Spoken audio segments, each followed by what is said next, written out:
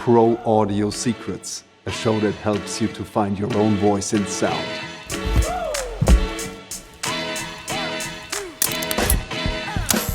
The thing I think is the biggest indicator of success in sound is, would you be willing to do it if no one paid you to do it? If the answer is yes, you can definitely become successful. I was an intern for more than 10 years.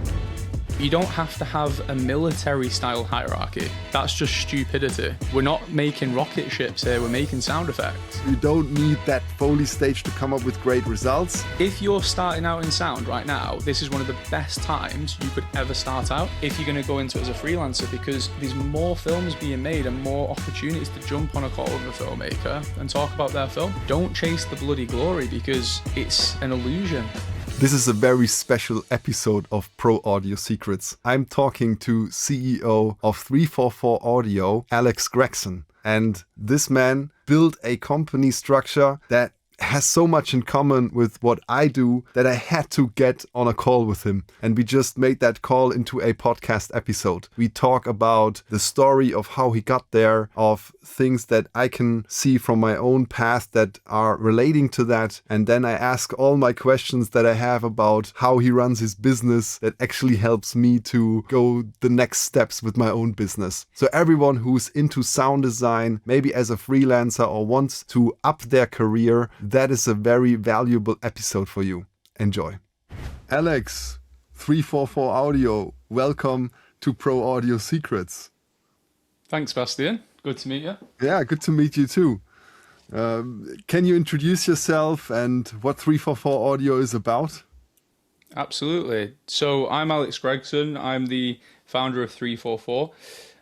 So I started the business completely from my bedroom studio almost 15 years ago now, which was crazy. I was 18 years old. I was a kid with no experience, a lot of hope and dreams and, and ideas and things I wanted to try. And where we are now as a business is that we offer full audio post services for film, TV and games. And we also offer courses through our other business, 344 Academy. And then our third business is 344 SFX, which is our online SFX store. And all of these three businesses kind of intertwine with each other and interconnect. And we think we've created something quite unusual and unique. And it's just a joy to do this as a career and as a job each day, and around amazing people in the team who are, give it 120% every day. And yeah, it's an incredible journey, but yeah. Amazing. I can really relate because I also started my first studio at age 18, but it was more music related, as I am a rapper and I wanted a career in rapping. So I had my first studio in a house in my hometown, and yeah, we took it from there, but it actually took me way longer to find audio post-production as my main thing to, make a real career out of. So how did this all happen that you already knew back then that audio post is a thing for you? Yeah, people ask me this question all the time. So I think my love for audio started at quite a young age. I had a friend who was a DJ and he introduced me to the first ever audio software that I saw. I think it was, I think it might have been like Sony Acid Pro or something like that. Mm-hmm. And he showed me how you could take music tracks, pitch them, reverse them, manipulate them. And this was just fascinating to me, this concept that there was audio in the computer and you could transform it somehow. But I didn't really understand kind of what that meant at the time on a deeper philosophical level. What ended up coming out of that was I got interested and involved in electronic music production. So I did a lot of dubstep music production, techno, stuff like that. And I was doing that from about the age of maybe 13 to about the age of 19, 20, something like that. So it was there was a little bit of a crossover period. As I got to the age in the UK where you go to college, so in the UK we have high school, college, then university. I was at college age, we have to pick what subjects we want to do. I did music technology. Got to the end of that 2-year course and really enjoyed it. But my teacher at the time said, look, Alex, you've got a talent for audio, but the thing is, you're not a DJ. You're not a performer. And the reality is that's what you've got to do if you want to make any money from this. And I know that you want to do this as a career. This is what you want to spend your life doing. I was doing it like a job anyway at that point. I was just spending every waking moment I had doing it. And he recommended that I go and study sound design for film and TV. Now, I didn't even know what that was at that time. Even though I'd been doing this music, sound engineering stuff, I had no idea that people had to make sound effects and Foley and mixing for films. I just didn't really understand how it all came together, even though I was a big fan of films. So I said, okay, yeah, I'll take your word for it. I'll give it a go. And I studied on a course called Sound Engineering and Design, which covered both sound design and other elements like live sound and things like that, and post. In the second year of that course, it was the first module we had on post-production. And I remember our teacher brought in a Pro Tools session from the film 47 Ronin. He was working on the trailer for the film. And he played it back, and there was just something about it, like a penny dropped, you know, a light bulb went on. It was like, as soon as I saw Pro Tools and the video and the scrolling session, something about it just spoke to me on such a deep level. I realized in that moment that I could do all the nerdy things I love to do with sound without any of the, I want to go out, drink, drugs, party, DJ, all that kind of stuff. And I realized in that moment I could do all of that with this craft, and you know, it could be a career path for me. So the tricky thing was, I was super motivated, super ready to like do whatever it took, but I had no contacts and I had no idea about how you get started. I approached the tutor and he said, look, if you want any chance of this industry, you're going to have to have worked on 10 to 15 projects before you graduate. Bear in mind, I was in the second year at this point. So I took that really seriously, and that summer I just worked on anything and everything I could. I had a friend who was an actor, and he had a few friends who were making a few films. I went out there and just worked on anything I could. I'm from Manchester, which is like the second capital of the UK, but it doesn't really have a film industry. London is like so dominant in the film industry. It's like nothing I've ever seen anywhere else. And it was quite difficult to find those opportunities, but there was a lot of people who were also in the same position who just wanted to make films and wanted to get started on their, you know, first rung of the ladder. So I got involved in those projects with those individuals. Some were good, some weren't so good. It was a variety of different things.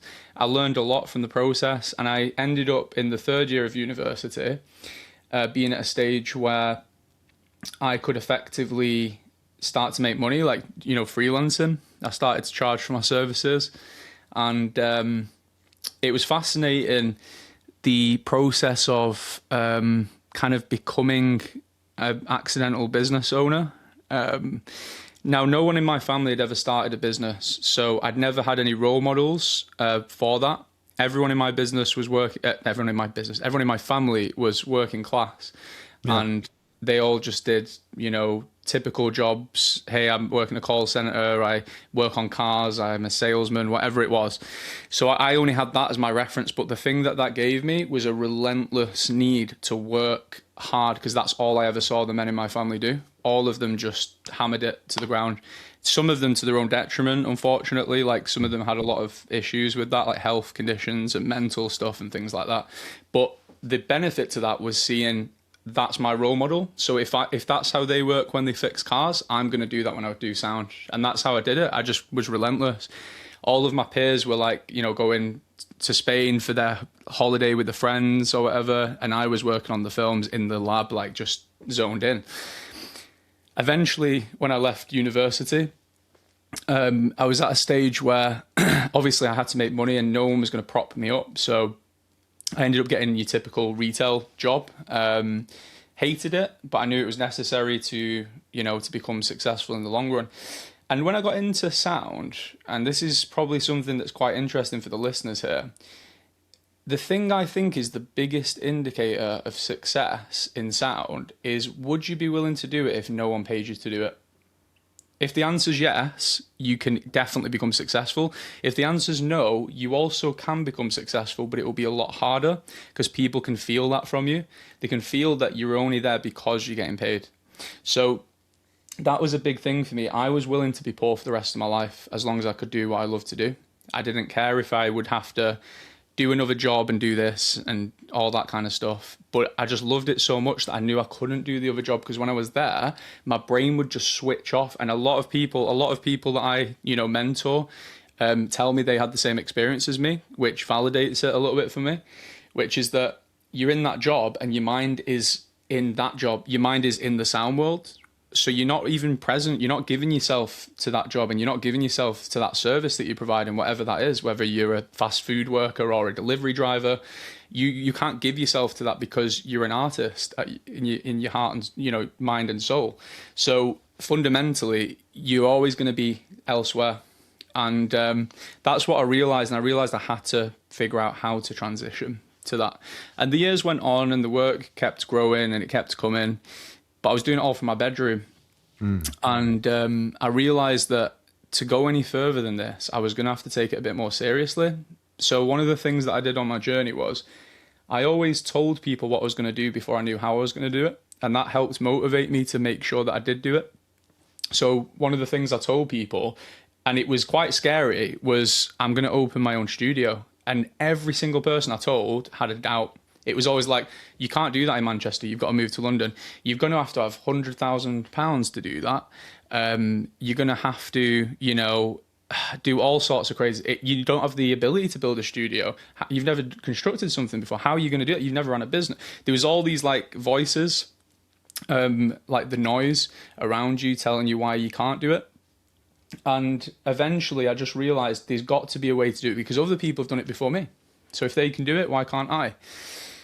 So that was my mission then. My mission was I need to get this studio, even though I'm still doing the other job, doing this as well. How do I get to the studio? So the plan was live like on the the literally most minuscule amount of money possible. Live like I'm homeless pretty much, even though I'm not,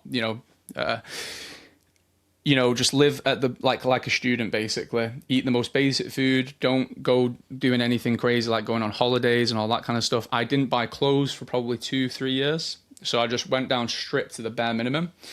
While doing that, the freelance work was increasing, and I still had the small income from the job I was doing, the retail job, and in combination, I started to earn an excess of money, and I managed to save, I think, about £25,000 over a couple of years, which was the most money I'd ever seen. I'd never known somebody or seen the figures of £25,000 in my life.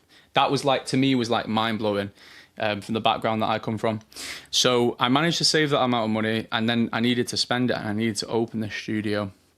Now, while this was all going on, I managed to get an opportunity to start teaching. And I went to the same university that I taught at, which was called School of Sound Recording, now known as Spirit Studios in Manchester. It was one of the first ever sound engineering schools in Europe, I believe. Great school. At least it was when I was teaching there. And before that, I don't know that much about it now. But I went there to teach on the audio post courses. So that replaced the retail thing.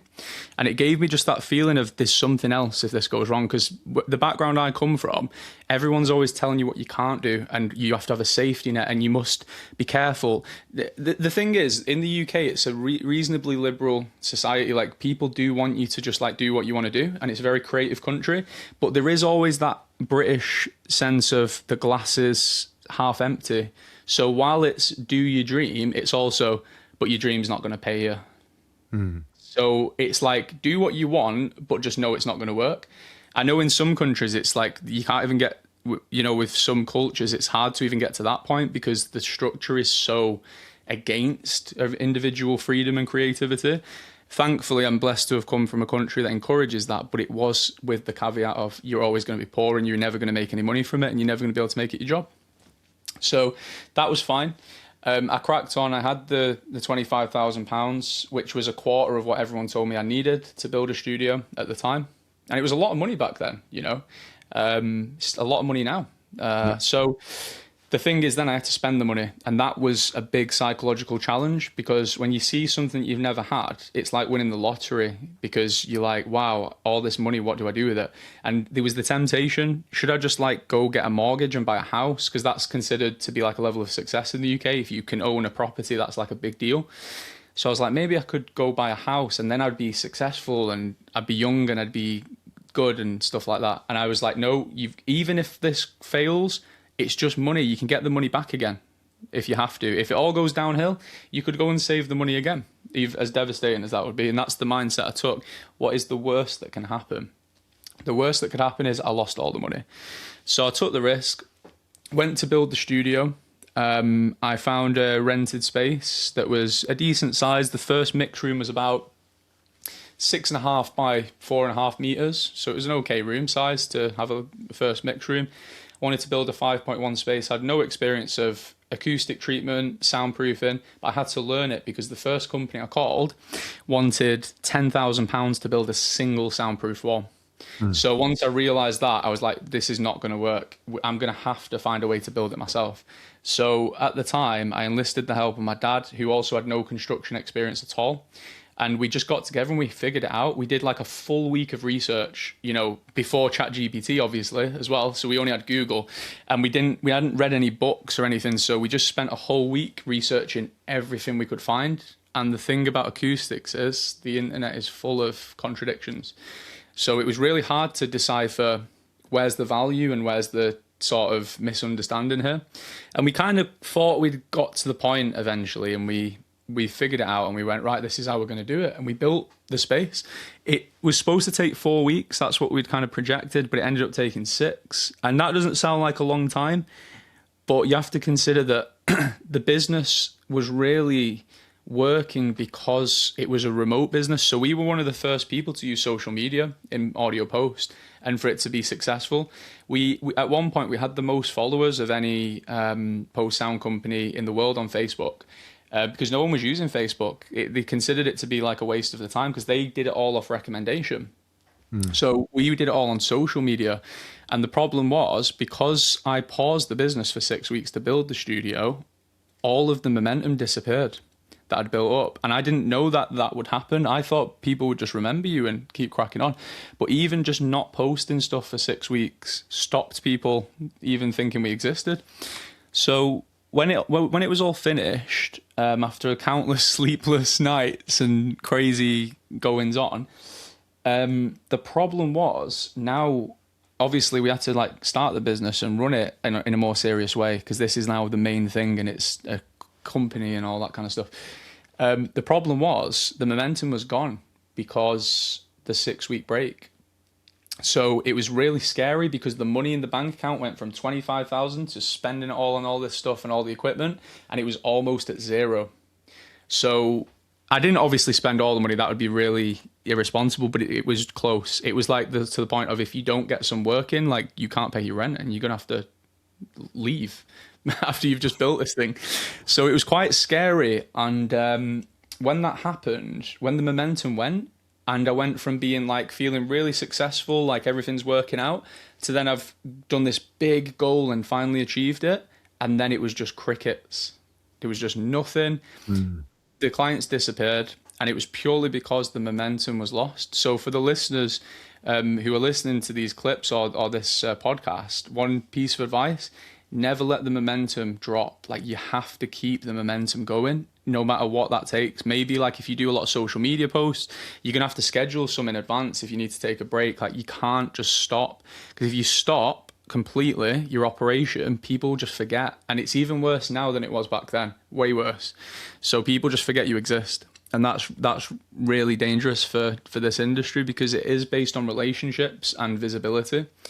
So thankfully, after a few days of feeling a bit down about it, I decided what I was going to do. And the solution was, I was going to invite every single person I knew to the studio.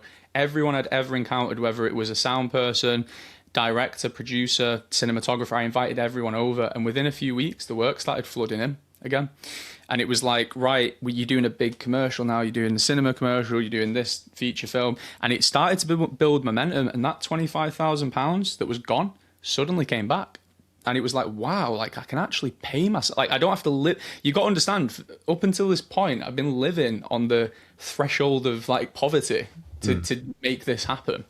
And finally, I could actually pay myself what was like a normal wage for doing a normal job, even though I was doing the job of like 10 people trying to make this thing work. And then, you know, it started working. And without going into too much details from there, obviously, Academy came out of that. When I stopped teaching at the uni, we started Academy. I just felt we could do it better without a university. And then SFX came as a result of that as well. As we grew a little bit more, we outgrew the space. So in about 2 or 3 years after that, the space was no longer big enough. We had a couple of members in the team at this point, and I realized again we were going to hit a ceiling.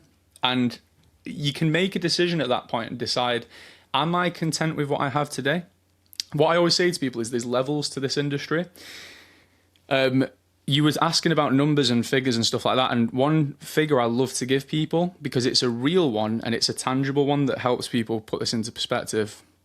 There's levels to this industry. So the first job I ever did that was actually paid, I think I charged £100, right? But, you know, there's projects I've done that are £100,000. So when you look at the scale of difference between that, there's many different levels that you can kind of continue to work at. You could get off at, like, let's say there's 10 levels, and I'm not even at level, I'm nowhere near level 10, nowhere near. Say level 10 is like Skywalker Sound, you know, that level of like, you know, the best of the best, and, you know, it's the creatively wealthy and financially wealthy, right? At that 10 out of 10 level, all the way up to that point, there's many different stops that you can just get off the train at. Whenever you feel ready to do that, you can. And I could have done it there. I could have stopped there and just had a good business and cracked on, and it would have been good. But I just wanted to help other people not have to go through what I went through to get there. And that's why I knew if I could get a bigger studio, I could actually give people jobs. I already had give some people jobs, but it wasn't enough to like feel like it was actually doing anything. And the thing is, in the UK, we have this big thing called the North-South divide. So Manchester, where we are, is like the capital of the North. It's kind of like Game of Thrones. And then London is the capital of the South. And the two kind of don't, I don't want to say they don't get on, but they're like cats and dogs. They're like a different breed, and they're very, you know, oh, you're just some dumb people who live in the countryside. Oh, you're just some like rich people who tell us what to do. It's like that kind of attitude. Very similar to Game of Thrones. That's what Game of Thrones is based on. And I had this thing where I really wanted Manchester to succeed, and I knew that there was nowhere else out there employing people specifically for film sound roles. So I wanted to be the person that did that. It was all TV and stuff like that, daytime TV. So I was determined, right, I want to grow this thing. So we had to find a bigger space, and this time I didn't want to rent it because I knew that it would create limitations in the long term. So thankfully, the guy who owned the space we were renting owned another building very close by, and he took me around, and I managed to buy that building. It was the first property I ever bought before I bought a house, by the way. Like way before that, I had a commercial office, and this office wasn't huge, you know, it's the office we're in now, but it was big enough to give people opportunities and to do a variety of different services in the space. Fast forward now 5 years, we're still in this space, and FYI, we outgrew it 2 years ago, and we're still here, and we've been trying to scale again. It's just difficult. The next scale up is a big jump from this scale. You know, you're talking from where a property might, you know, cost to build and renovate, you know, 6 figures, low 6 figures. To go to the next level, you're talking 7 figures, and it's like a big difference, you know. Especially when it's not got any outside investors and you bootstrapped it all. So that's kind of where we are now. We're at the point where we want to grow again. We want to go for a big growth again, and we're just being a bit careful and trying to do it the right way. But it's been an incredible journey to get to this stage, and I think there's so much more to come. But that's the key thing to take away from my story for the listeners, is just the levels to it. You know, as I said, I'm nowhere near level 10. But I'm somewhere on that path. And it's just deciding where you want to get off and when you want to keep going is the key thing. Yeah, that's an incredible story. Thanks for sharing this. So you connected a lot of dots that I had in my mind, just from seeing your content. To me, your facility always looks like it's like a house where people could also live, and you just made it into a studio. Is that somehow true? It's not actually a house. It's an Edwardian stables building. So at one point, so we used to be based in an Edwardian courthouse building, and this is the stables of that building. So the stables was converted. When we got this place, it was a mess. It was like a damp, derelict mess, and we just had to gut it and start again. And we did. It took a long time. But the reason you probably feel that way is the whole influence of all of our branding. Another thing for the listeners, branding is super important. Branding can stand the test of time. When I was talking earlier about people forgetting about you, if you have a good brand, people won't forget about you. The Foley teacher, it's something that you remember. If you haven't subscribed to the YouTube or other channels where you might listen, please do so, because it helps me grow this. And I want to have the knowledge about sound post and game audio and sound design in general spread as much as possible. If you also want that, this is a free thing to help me do this. We can do this together. So if you're not subscribed yet, please hit the button now. Thanks. It doesn't matter if you don't see a Bastian Gerner video for a while. The Foley teacher is a brand that you'll remember. And that's what helps you in the times where maybe something goes wrong. Maybe you're sick, you can't post some content. People can then relate back to the brand again. And for us, our brand is based around Manchester. So it's based on the Industrial Revolution. So everything is influenced by that. So there's a lot of Victorian stuff going on. That's why it has like a more homely vibe. There's a lot of antiques lying around and weird little objects that weirdly work for Foley, even though that wasn't the intention. We name all of our rooms after Industrial Revolution inventors and stuff like that. For example, the room I'm in now is called the Stevenson Suite, the guy who invented the steam train. And those people are a massive, influence to myself, because a lot of them come from this part of the world, and they changed the whole world just with an idea. And I'm not saying I'm going to build a rocket ship or invent the internet or something, but I just like to try to look back on, some of the good parts of history and think, how can I take like their mindset and apply it to what I do? Yeah, I totally hear you, and it resonates a lot from my own, like when I dense it down or recoup what you just said, I have a few points that I want to highlight, because what sticks out first was that you have this passion, and you already had it when you were on the music thing. You said you were doing nothing else except for the music production thing, and that already speaks to what I noticed that a lot of successful people, not only in our industry, have, that you have this relentless drive to do something, or to, it's not about the money. No one paid you to do the music. You were just into it, and then it just became your whole life. And I experienced the same with rapping, for example. And then I tried to build my life around it and surrounded myself with the people that did rapping maybe better than I did. And so I got into the circles of people that I could learn from. And so it was always the one thing that I wanted, and there was nothing else. And maybe the only thing that was in my mind apart from that was the sound engineering thing. And that's how I made my way into this whole world. And then you said the payment wasn't really the factor when you already knew that you want to make a career out of the post-production.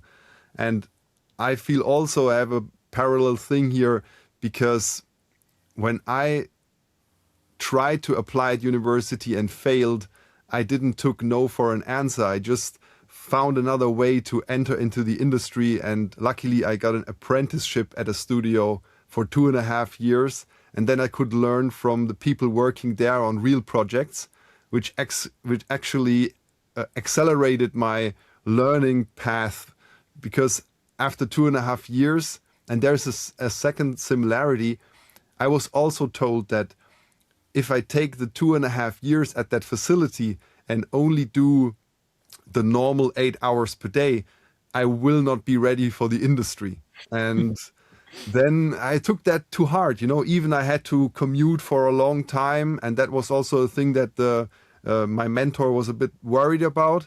But I convinced them, look, still due to the commute, I will be here and I will do the thing. And I not only stayed there longer and worked on my own projects, I even continued to practice for that application test on the university. We had to learn piano and music theory and all these things. And I had no idea from all of that. So I tried to ramp up my knowledge there, which is almost impossible. And actually, that didn't work out. But because after that 2.5 years of my apprenticeship, I then reapplied at the university. And I thought, okay, this time they have to take me. I went through the music theory class with all the youngsters because I was already a bit older 3 times now. I just repeated the class 3 times. I practiced piano, although it was the hardest thing for me. And I had a great teacher, so I could actually play something. And I learned all the things about film and post-production. So why shouldn't they take me? And I failed again. And at that time, I think I was ready for the industry. So through a couple of connections from my apprenticeship studio, I then landed my first job. And then now the final point, when I was so relentless in calling the guy back, have you seen my application? I really want the job. And can you have a look? And then he finally said, okay, whatever, come next Monday and we have this application, the interview. And then I could prove the point that I can do the job. And I had the backing of my mentors that they also said, okay, this guy is definitely ready. You can hire him. And then when we talked about the money, my thinking was, okay, how much do I need to pay the rent and my food? And, I was already married back then at 23 already. So I was then maybe 25 or 26 or something. And I just made the math. Okay, I need 1,900 euro gross to pay all my bills. That's all I need. And the guy was the company was kind of known for that they don't pay well. But then he was kind of laughing a little bit to himself. And then he offered me 2,200 euros. And it was nothing I ever thought about twice. Could I have, leveraged more or whatever? It was just, yes, now I can work on the stuff. Now I can do sound design for real. And the feeling, that when I then had my first day there, because you have to imagine, I was an intern for more than 10 years. First in the music industry. And as my music was the main motivation for me, I always never made a career as a sound engineer in music. So I kept on doing internships or whatever, being a stagehand or something, but I never made a real career. And then I started interning in the post-production. Then I was an intern for 2.5 years. So you can total that for 10 years or longer, I was an intern. And then I was ringing that door on my first day of that employment. And then an intern opened the door. And I said, yeah, my name is Bastian. It's my first day here. I said, yeah, you're the new sound designer. Come in.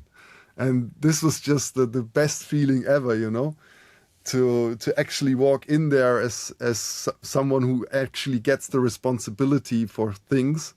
And that's the key thing, that I had that passion, and no matter what, I wanted to do this. And it wasn't about the money. It wasn't about anything else. I just wanted to get my hands dirty. And yeah, and from there, it was also a long journey, even though I had that self-esteem, or I was very, how do you say that in English? I was very assured of my, what things that I could do. Maybe a bit too much, but still, I was always open to getting mentored by others, and I always asked for feedback. And then I had the opportunity, because I was on the job working with so many other re-recording mixers, sound designers, sound effects editors, dialogue editors. I learned and absorbed so much over, let's say, 5-6 years. And then I even started re-recording some films, because as I was employed in a facility after my apprenticeship for 7 years, there were like a couple of opportunities where either the re-recording mixer kind of dropped everything and said, I'm not going to mix this. I don't have the weekend to rescue this project. Do whatever you want. Even if you don't hire me ever again, I'm out. And then I said, okay, I'm going to do it, like a harakiri mission. And it was very hard, but that gave me my first re-recording credit on a movie. And actually, I could pull it off from all the things that I learned through sitting as a sound designer next to the people who are doing this. And that passion is still there, Now I'm a Foley artist, and that also happened kind of by accident, another story. But I really appreciate you telling the story that this passion and the drive is kind of the essential thing for you to the success that you have now. And I understand that it was kind of clear to you that you want to go that entrepreneurial route and not stop at the solopreneur kind of thing. So can you go a bit deeper into that process? Why it was that you wanted the bigger thing and to hire people and to make something that is not just yourself? Yeah, so one thing that I think you'll definitely resonate with, and I know it's a bit of a, sometimes in the film industry, games industry, a bit more of a controversial topic, but something for me that's really important is I believe in, well, first of all, faith is like crucial to me. So I'm a Christian. I wasn't always a Christian, but I know that God was guiding me throughout a lot of my process. And I think God has an amazing plan for everybody in this world, whoever you are, wherever you come from. And I think from looking at it from that lens as a Christian, the lens I look at it from is the purpose wasn't for me to just do it for my own benefit. And I'm not trying to say, oh, I'm like high and mighty, I'm a good person, blah, blah, blah, blah, blah, I'm perfect. But I'm just saying that I don't think that was the plan for me to just do it for myself. I think this is the problem with the world we live in today. Like, a lot of stuff is just about how you feel. And there's been a lot of times where it's felt like, at times it's felt like, oh, should I really have done that? Should I just have stopped and got off the train at that point? Because my life would have been set, would have been easy, right? And I could just keep focusing on myself. But I know for a fact that the people that I've been involved in mentoring or influencing, whether it's been through a job, whether it's been through a course, or even, who knows, like if someone's bought a sound effects library and they've been inspired by it, or it's maybe brought something out in their work, I know that mission is way, way more valuable than just me going like, hey, I'm going to do some really good sound design for your project. That's cool and valuable to me and that individual. But on a bigger scale, to affect more change, there was no option other than to keep going.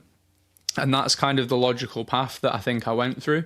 If I want to see change in this industry, just to touch back on the thing I said earlier, to some audiences watching who aren't from the UK, they might not see this in the same way as us. But the thing with us having like a really London-centric economy and a London-centric film economy, this is something that a lot of people are fighting the good fight for. And I'm one of those people.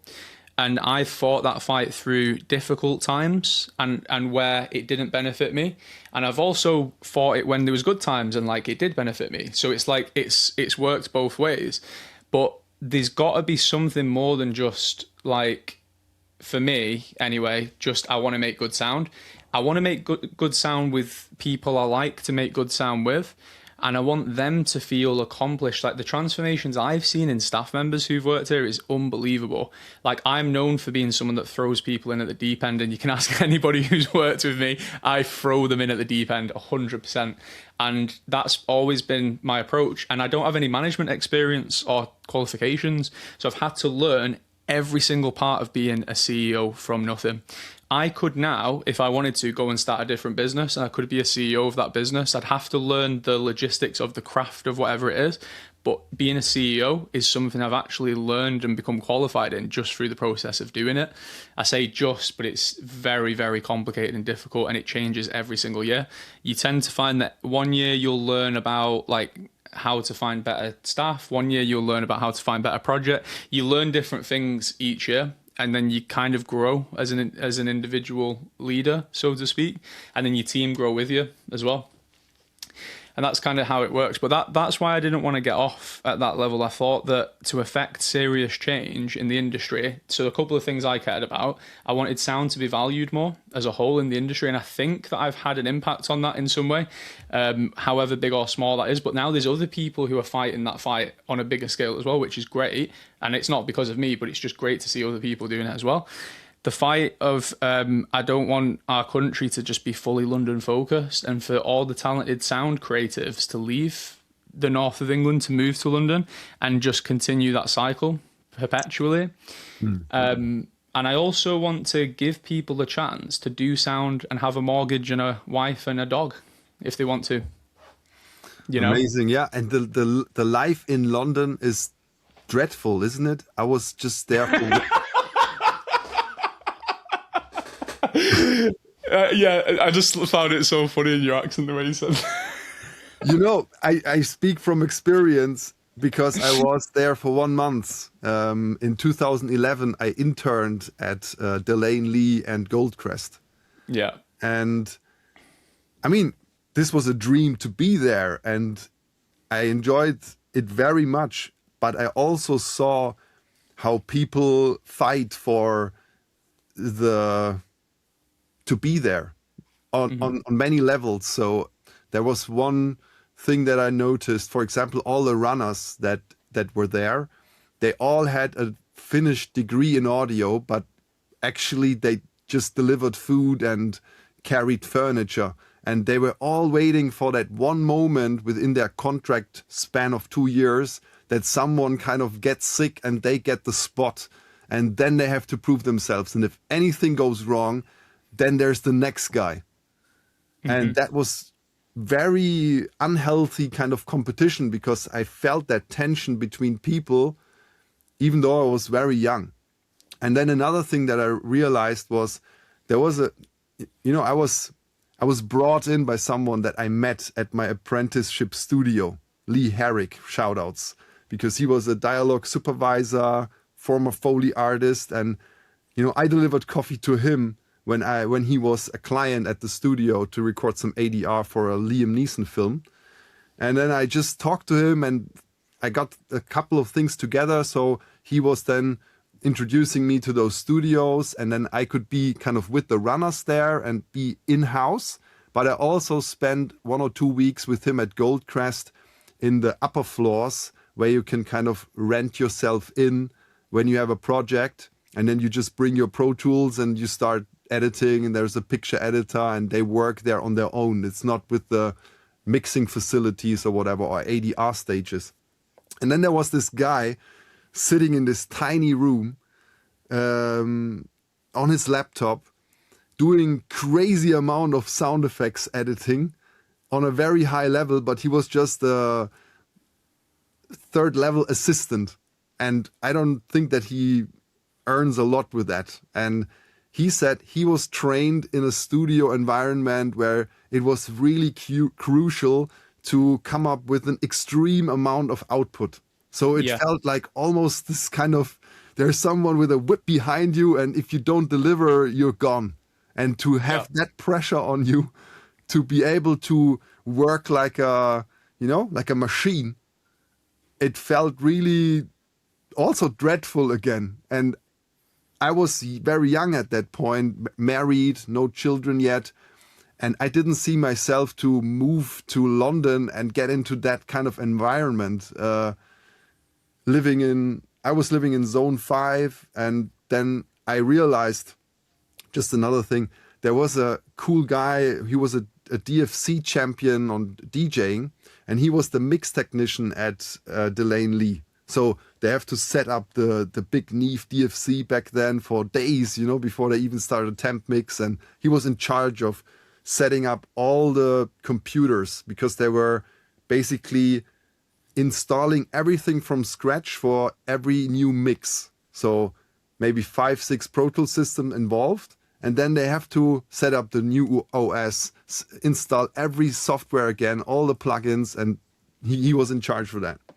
And then he says, yeah, I earn maybe £30,000 per year, and I cannot really live from that. And then when we have a production like Harry Potter, I have to stay in the studio for 3 months straight.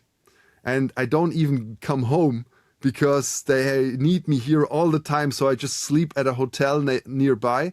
And in those 3 months, I make so much overtime that this actually gives me the 15 or 20K plus, so that I can afford my living here.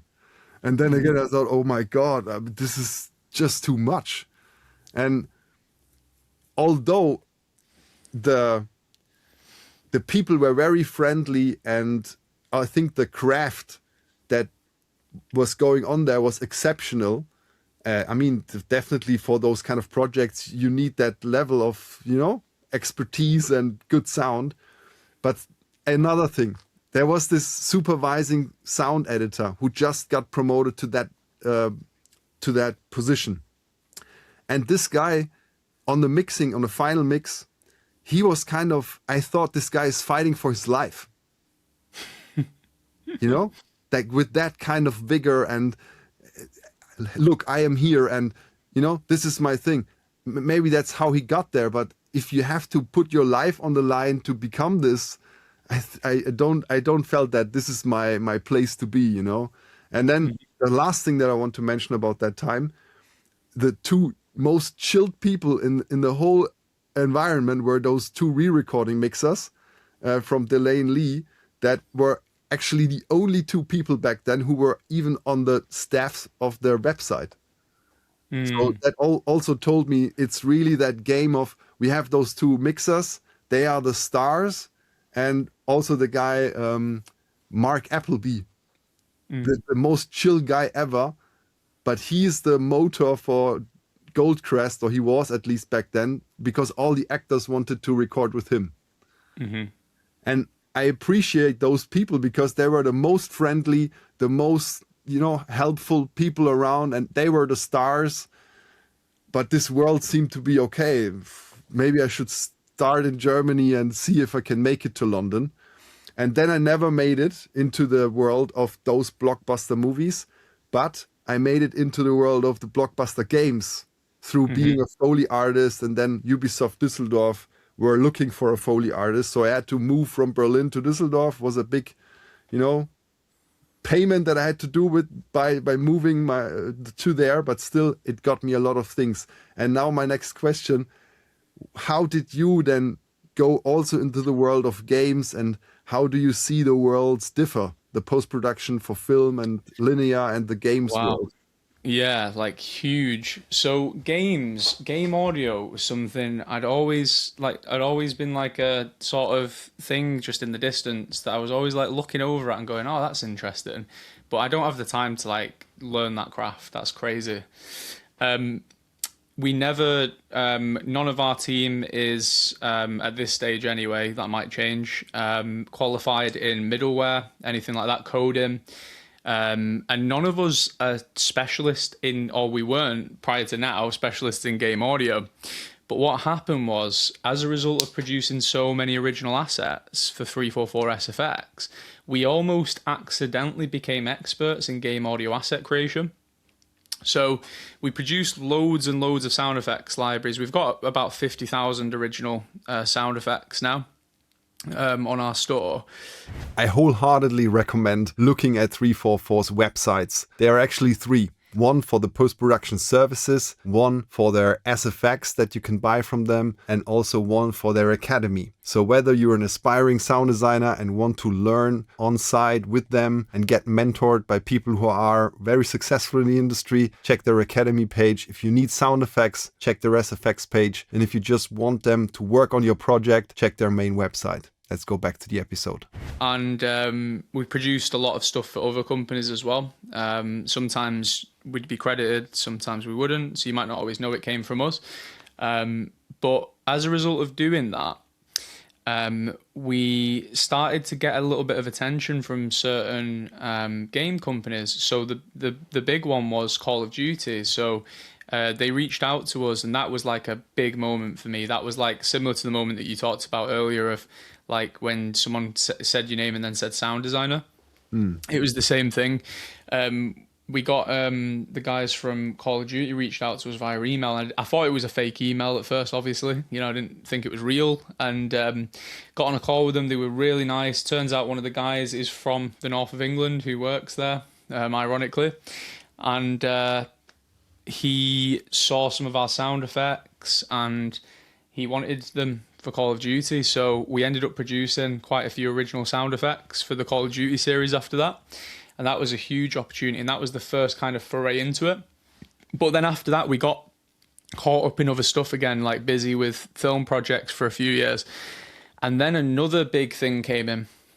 And that was the team at Hypergriff. So that was a project called Arknight's Endfield that we worked on. And that was huge. That was like a long project, long commitment.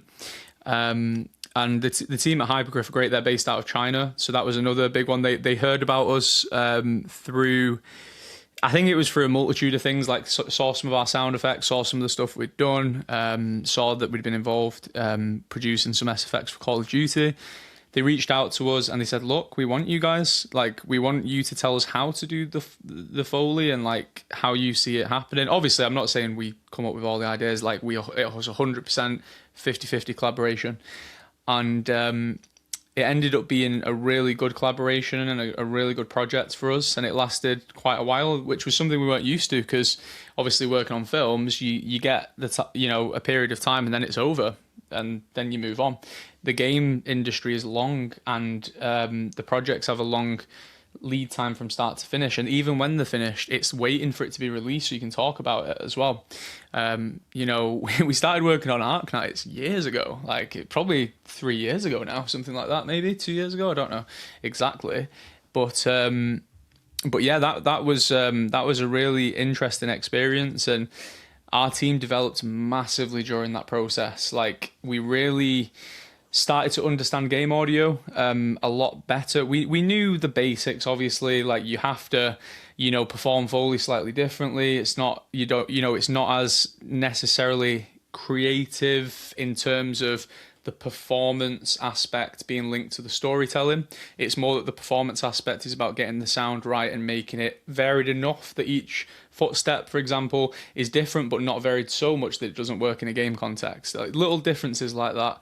But we also came up with our own standard operating procedures, and this has been huge for us. We started writing standard operating procedure documents in our company probably 3 years ago now. And we now have thousands of pages of information about how we do things. And we even have standard operating procedures for game audio, like that we developed through these projects. We know everything down. We don't leave anything in the head of somebody. Everything we do, there's a way to teach it to somebody else. And this has been huge for our team. And the game audio workflow is developed from there. And it's just got better and better and better.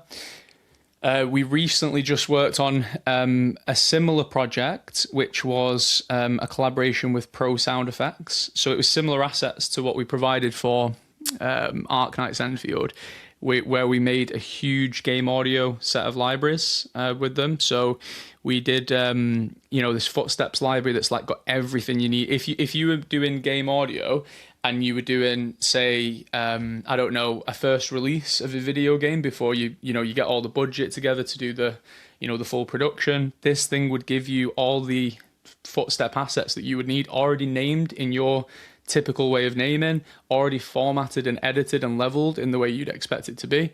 We did all the market research for those products with speaking to actual game sound designers who were more experienced than us and asking them, what do you want? Not just big people, but indie game sound designers as well. What do you want from the library?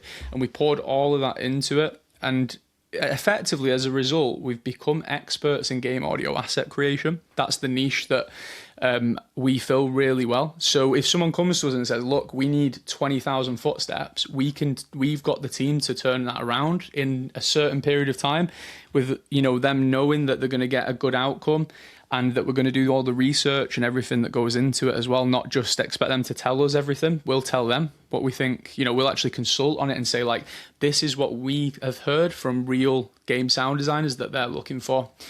And we're working on a couple of other video game projects at the moment, but they're under NDA. So that's kind of how we transitioned into the game side of things. And I think that's just going to become more and more of the thing as time goes on. And it is a shift and it is different because, a lot of us came into this to do film because we love the storytelling of it. But the thing is, we are really bloody good at making sound effects. And whether those sound effects are Foley or something else, like we've done some other stuff that I can't talk about too much at this point. But whatever that is, whether it's 1,000 fire-breathing dragon sound effects or it's 20,000 footsteps, we've just got the knowledge and experience to really get a good result out of that and get the consistency. Get all the organization. I mean, We've delivered projects where we've delivered 15,000 assets and not had a single note. And it's because we're so rigorous internally. We cross-check each other's work and we don't think of it in... you were talking about the hierarchy in London and stuff. That's something I've always despised a little bit. It's never really resonated with me, right? You have to have a hierarchy in a studio or it will just go to chaos. But you don't have to have a military style hierarchy. That's just stupidity. We're not making rocket ships here, we're making sound effects.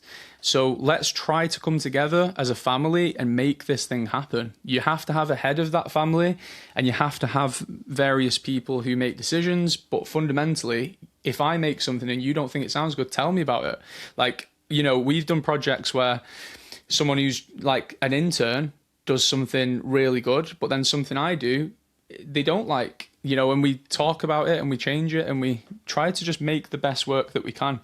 And you have to have an open mind to be able to do that. If you just think, oh, well, I've been doing this now long enough to know what I'm talking about, you'll never be able to keep progressing in your craft. It's crucial that you work with the people around you, regardless of what position they're in. And this is one of the things that I really don't like about that London side of the post-sound industry. And it's not all of London, by the way. I know very well personally some of the people that run some of these companies, and there's a couple down there that I know for a fact are just like we are and our approach. And they're amazing people and they're great to work at. But if you're chasing glory, you're going to get burned in London. If you just go in, I want my name in lights on that film, that's going to come with sleeping in the studio, like you said, or sleeping in a hotel outside. And that's the thing. I think that's the big lie about the film and games industry that we need to start talking about, probably on social media a little bit more. Don't chase the bloody glory because it's an illusion. It's all, the glory is there, but what it takes to get there is not sexy. So you have to really think about it, is it worth it, to go for that? Is it worth having that with it? I don't think you have to have that with it for it to work, but that's just the way the UK industry has established itself because it's so long running and it's kind of worked for so long that they don't want to change it. They're scared because if they change it, what if it doesn't work? What if America pulls out and they stop bringing the Hollywood films to London? What if other cities get that and then the people who own those facilities don't get the work anymore? That's a scary concept for that kind of group of people.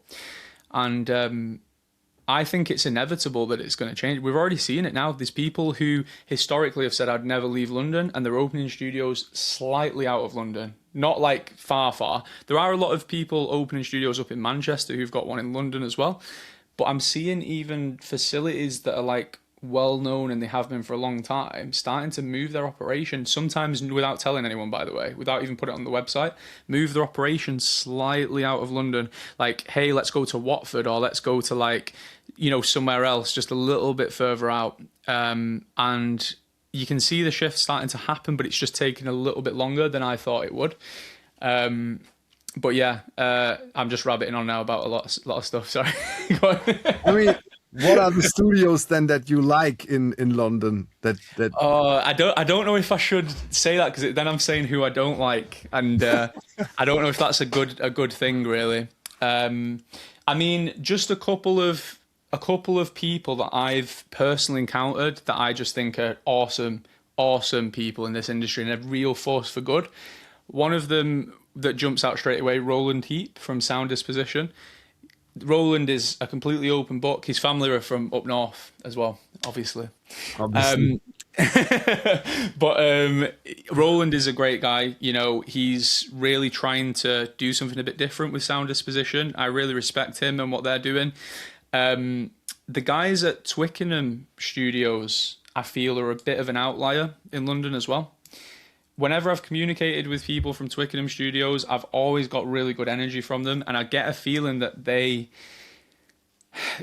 well, I don't get a feeling, they do. They get the result, but I think they do it in a way that feels more human and doesn't feel like it's, like you were saying, oh, there's like a winner at the top and then everyone else is fighting for that position. There's a couple of other, for sure. There's more than a couple. There's a lot of great people down there, but there's also a lot of people I could talk about that are just horrible people, and that's just the reality of it. You know, I'm not going to sugarcoat it. They're just horrible people, and I would never put my team in that kind of jeopardy to work with somebody like that. Yeah, it's, as you said, the level and is maybe up to 10, but you have to decide how you get there and where is actually the limit where it's enough for you. Mm-hmm. And what does it take to get 10 out of 10? Is it worth it? You know, I get that. And I have the same. I think to get to 10 out of 10, if we're talking about 10 out of 10 being Skywalker Sound, it takes everything, doesn't it? It takes literally everything. What do you mean? Like, it would take. It sounds bad, but it's almost like, you know, when you were saying, you know, I was thinking of going to London and stuff, but I got married and stuff. It would almost take you giving that up. If you were saying, I want to go from was it Dusseldorf originally? Yeah. No, yeah. It's Berlin and then Düsseldorf. Yeah.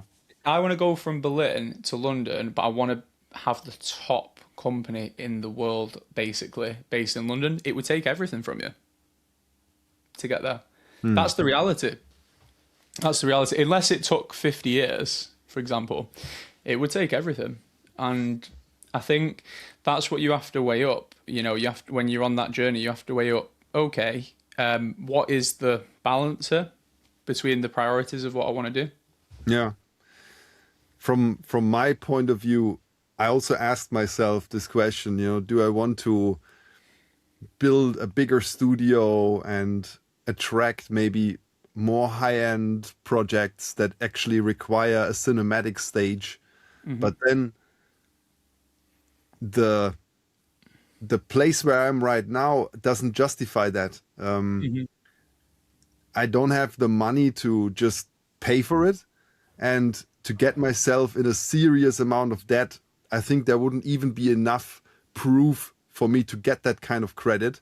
And then I would bring myself into a position where I have to maybe earn 400K just on my own kind of output as a Foley artist per year to pay off the debt and, you know, all the cost and make a living from it. And for me, as I am right now, I found a nice room that I'm sitting in. It's not the biggest room in the world, but it's also not the smallest one. You know, I also know other studios, maybe even at Skywalker, they have a Foley room that is 30 square meters. Yeah. Still, and there's a whole discussion going on my LinkedIn right now that I'm claiming, you know, you don't need that Foley stage to come up with great results. And then I have people like, and I appreciate that, Gary Hacker telling me, yeah, buddy, but if you have it, you can do A, B, C, D, and you cannot do that on a small stage. And I agree, you know, it's totally fair. And I love what he's doing. And obviously the results are amazing. And the guy himself is most likely a genius when it comes to Foley. And on top of this 40 years of experience, and then giving him a room like that, obviously, I mean, yeah, Spider-Man will be done there and not in my studio. Yeah. I get that, but okay, where do I want to be? And at the moment, it I've got feels a controversial question for you, though. I okay. don't want you to get in trouble here by answering this, but and it's not in relation to anything Gary Heck said, but do you think that's always going to be true? That Spider-Man will get done there, or do you think there's something that will change? I don't know. This is a good question, and there are many layers to it. So let's stay with this kind of Foley stage thing. I know in the US and also in the UK, and especially here in Europe, in France, there is this thinking about Foley that you need that stage, that cinema kind of space, and with adjustable acoustics and all the floor types and all the doors, and everything needs to be perfect. So only then you can be the top Foley artist in the world. And I personally think that I can do it in a smaller room on on a similar level. I mean, with my taste, with my capabilities, with what I have to offer to a project creatively, and maybe another person can do a better job in a bigger studio when his kind of style matches the project more, you know? But if someone trusts me with a project, maybe with that scale, I would maybe then go and hire another studio and do all the things that I cannot do in here in that bigger space. And that is something I'm exploring myself, and I'm working towards that. So I have one studio in Brussels.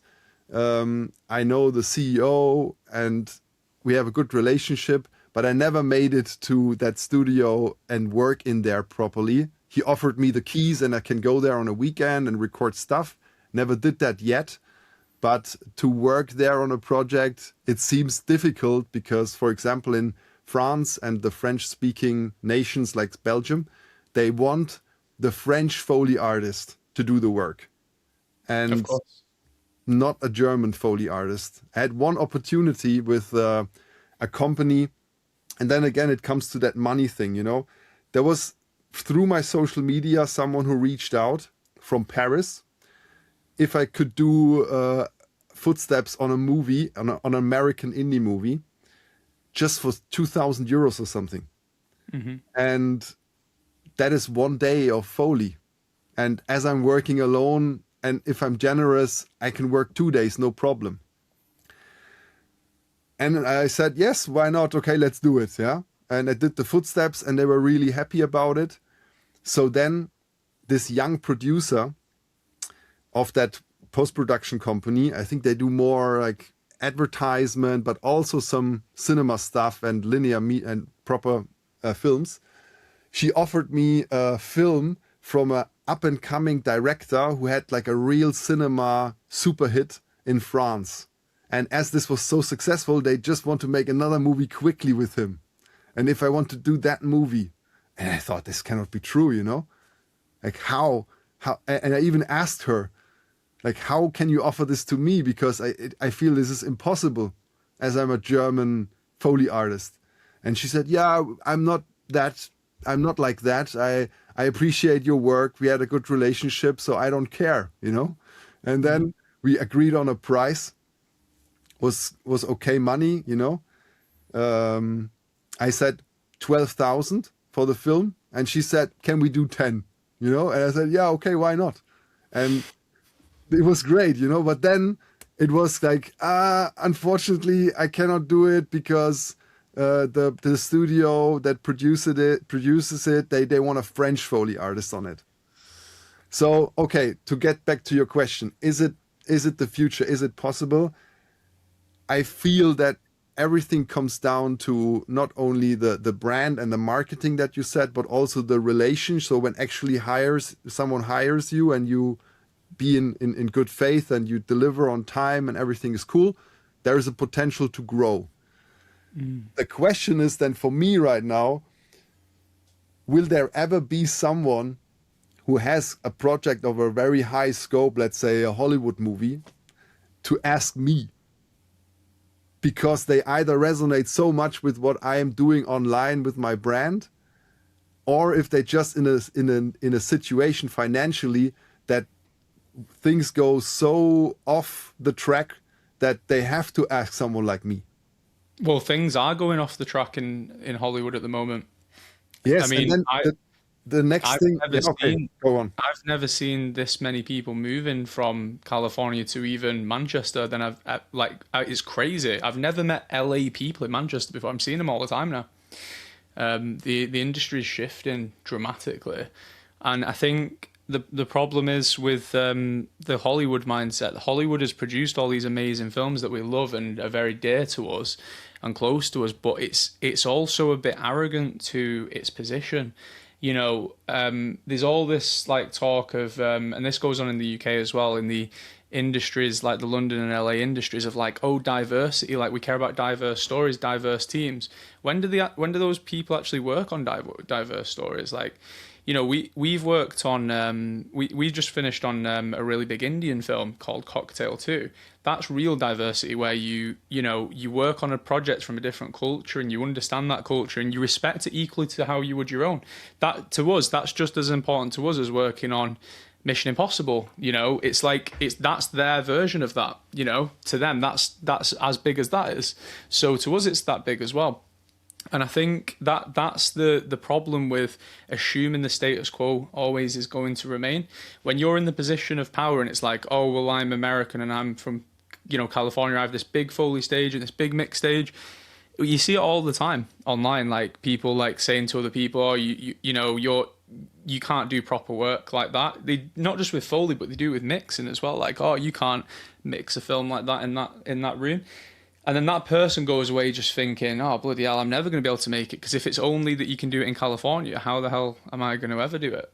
So I think that's changing a little bit now. And I think as LA and Hollywood struggle more and more, we're going to see more of this kind of thing happening. It is going to start becoming more about how many followers do you have? Do you have the ability to get other like eyes on the project, even if it's just from a standpoint of creativity, as a result of you following? It is going to become a lot more about, you know, relationships as budgets get tighter because it's moving to different countries. Relationships are going to be more important than ever because if you can't trust someone to deliver, you definitely can't trust them when there's no like backup budget. You know, they've got to be sure that you're going to deliver it. So another question that comes to that whole CEO thing and that you have now this scope of employing people and you have to get projects that actually bring in serious revenue. Otherwise, you know, if you would do it like I do, then yeah, I could maybe pay a mixer from that, but I cannot do more. You know, that's what I can like do right now, but you have to come up with bigger stuff. So what is the strategy? How do you approach new clients or how do you build your relationships? And is it more that you work with other post-production facilities that hand off jobs to you, or do you work on a higher level, like studio level or producers that hire you then directly? Basically, it's all of that. So one thing that's been crucial in 344's growth, two things actually. The first one is that we've realized that in this industry, you can only successfully win projects based on one-to-one conversations. We've tried everything over the years, like to try different approaches to make it less about the time that it takes and stuff. But the thing is, that time that you invest into the conversation with a filmmaker, you know, my first tip to you is don't do business over email. That's crazy. Like, this is the creative industry. It's like, get on a call with somebody and just listen to them for 20 minutes. Let them just talk to you. Don't try to like jump ahead of the process, because the filmmaker fundamentally, you know, the typical filmmaker is a slightly chaotic, creative personality type. And what they really want is they want someone to listen to them and then they want someone to guide them.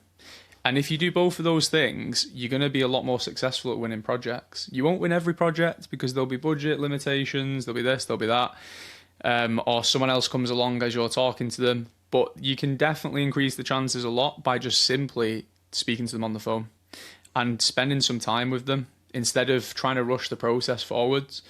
Some people would argue, oh, well, what about if they had no budget and I'm just wasting my time? But what about if they had no budget and now they do because they liked the conversation with you? Do you know what I mean? What is the filmmaker then? The director, the producer, or the production company, or what? Who are you talking to, and how do you actually filter, like, who is the person I'm going to talk to? Absolutely. So my key piece of advice always goes to the director. Now, you would argue, why would you speak to the director when it's like a business thing at the start? Well, the problem is with the filmmaking world, it's in the director's interest to get the best possible sound and result, if they care about sound, obviously, and the best storytelling for their film. It's in the producer's interest to pay as little money for it and to cut as many corners as possible, but still achieve that. So really, if you speak to the producer, you're just playing the wrong game, because what you're doing is you're saying, I'm accepting that I'm going to speak to the person who's going to try to whittle this down to nothing. If you speak to the director first, I would even talk about prices with the director, 100%. Because with the director, if they really want it and they really, really want it, the producer will find a way to make it happen for them. So if you get the director onto your side, the producer follows. If you speak to the producer first, how the hell are you going to get the director to follow? The director's not going to follow that because the director doesn't care about you. Fair point. But then another question quickly. So many production companies have already deals with big post-production suppliers. So how do you break that? Or how do you know that this director is not bound to do the post with XYZ anyhow? This might not sound like the best piece of advice, but I don't care. Like, to me, I don't care if they're working with Goldcrest or Skywalker Sound. If I want to shoot my shot, I'm going to shoot the shot, because if I don't aim for the top, like, I'm not ever going to get anywhere, am I? So, yeah, they might have a working relationship with a perfectly good post facility, but that a lot of post facilities are struggling and have like internal conflict. Like, just in the last couple of years, I've seen loads of post facilities fail and shut down. And it could be that they've got a contract with that company and then they lose like a few of the staff because they can't afford to keep them or something. This is where opportunity meets preparation.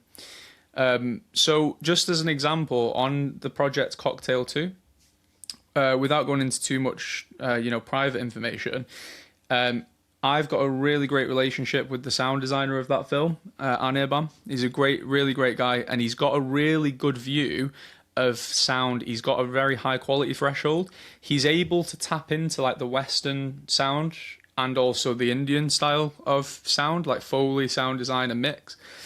He is primarily a sound designer, and he came to us to do Foley for like what is one of the most influential films this year in India. And you got to think about, India's got 1 billion people, so for us to be trusted with that project, it's completely unprecedented. It doesn't happen. To have a fully Indian team in all of post sound except for the Foley is completely unusual. They have loads of Foley studios in India. They've tried and tested them. Anirban would have worked with loads of them before. And he probably will again on certain projects. But the reason he went with us for this project was because he knew that we have a couple, I have an interest in Indian culture. I always have. I understand his culture to the extent that I can. We have a very good relationship, and he trusts me to get to elevate the project to somewhere different. So he knows that if he comes to us for the Foley, that we're going to mix Western and Eastern styles together, and that's really powerful. So I think that is an example of that where there's an established way of doing things. People would argue, why would an Indian hire a Westerner? Because it costs them 10 times as much. Do you know what I mean? But yes, that's my next question. And we didn't charge them any, we charged them the Western prices. There's no like difference there. But Anirban saw the value in working together because he knows that the world of Indian filmmaking is changing. And he knows that Netflix is moving in there now. He's doing all the Netflix films. So in his view, he's thinking, why would I keep myself closed into this small industry that's now becoming international? I need to start collaborating with different countries and getting their input on the sound and stuff like that. And I'm really happy with what we did on that project. Like, I think we actually have a couple of Indian team members as well, which obviously helps. But I think we did that Foley very authentically to their culture, like down to details like the sounds of particular jewelry. And obviously, you know as well as I do, you can make jewelry sounds out of a lot of the different things, but we tried to be accurate to their culture and understand how does jewelry sound to them, not just how does jewelry sound to us, for example. And I think that's just an example of trusting in the process and knowing that things shift and change. I've seen multiple changes over the years so far running this business. In Foley, like, I could kind of map out a timeline of the changes I've seen. When I first came into the industry, it was when the kind of first ever digital Foley was going on, you know, where people using like Contact footstep libraries. That was a massive thing when I first came into it, and it was like everyone was doing it. Like, right, commercials, we'll just do that. Even some feature films were doing it. But then people realized that the Contact footsteps there was something missing. It was like almost, it felt robotic, but you could kind of get there. But then it took longer than just having it done in Foley. So then people went, well, what's the point? Why don't we just try and go back to doing it the right way? But we'll go to India and Eastern Europe because it's cheap. That's what they did next. They went to India and Eastern Europe for the Foley, but then the Eastern Europeans and Indians realised that they could charge the Western prices. So they just upped the prices dramatically. And then people went, well, if we're going to go to those guys and it costs the same amount, why don't we just use our own country people again? And then you started seeing loads of Foley studios pop up everywhere, especially in the UK. There's loads of new ones that have popped up. So the industry shifts, and you've got to try to zoom out a bit and be aware of where it's going and try to move with it. Don't like fight it, you know. If you can see that there's a lot of game audio work coming up, take the game audio work, like grow in that side. That's what we did, you know. If you see that there's like an opportunity with more indie film, there's more indie films being made now than I've ever seen. I'm speaking to more filmmakers per week than I ever have. If you're starting out in sound right now, this is one of the best times you could ever start out if you're going to go into it as a freelancer, because there's more films being made and more opportunities to jump on a call with a filmmaker and talk about their film.